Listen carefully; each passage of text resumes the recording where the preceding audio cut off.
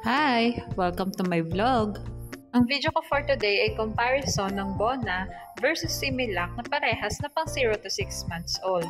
Medyo magkaiba nga yung dalawang gatas na ito dahil ang Bona ay ordinary milk samantalang ang Similac naman ay premium milk. Pero sa lahat ng mga na-review ko na mumurahing gatas, yung Bona yung pinakamasustansya. Request nga po pala ito ng isa sa mga viewer ko. Maraming salamat po sa tiwalang ibinibigay nyo sa akin para ma-review ang mga gatas na ito. Katulad nga ng dati ay magbabase ako sa nutrition facts ng dalawang gatas na ito at ang measurement na gagamitin ko ay yung per 100 grams of powder.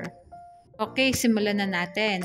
Sa sugars, lactose, and fat, lamang ang Bona.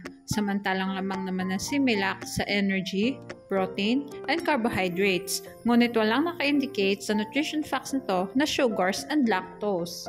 Sa linoleic acid, linolenic acid, arachidonic acid, DHA, and gangliosides, lamang ang Similac. At ang Bona naman ay walang arachidonic acid, DHA, and gangliosides. Lamang ang Similac sa first category. Okay, mag-proceed naman tayo sa vitamins. Sa vitamin A and vitamin C, lamang ang Bona. Samantalang lamang naman ang Similac sa vitamin D, vitamin E, vitamin K, vitamin B1, and vitamin B2. Sa niacin, pantothenic acid, folic acid, and choline, lamang ang Similac. Samantalang pantay naman ng dalawang gatas sa biotin. Hindi ko na nga pala chinikan yung carotens ng Bona dahil may carotens din naman ng Similac na sa other nutrients ko na nilagay.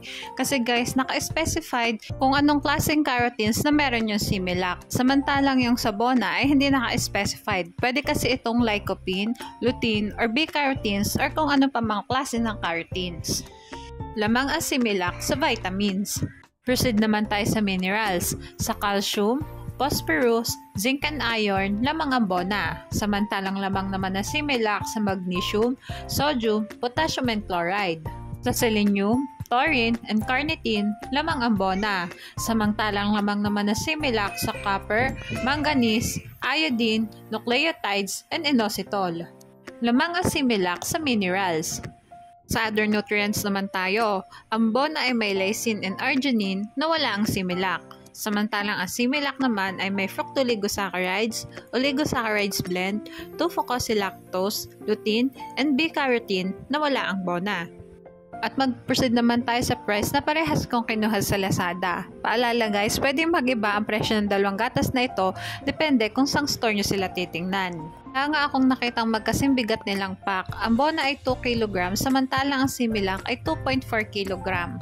Pero makikita natin na mas mahal ang Similac compare sa Bona at given naman ito dahil premium milk ang Similac.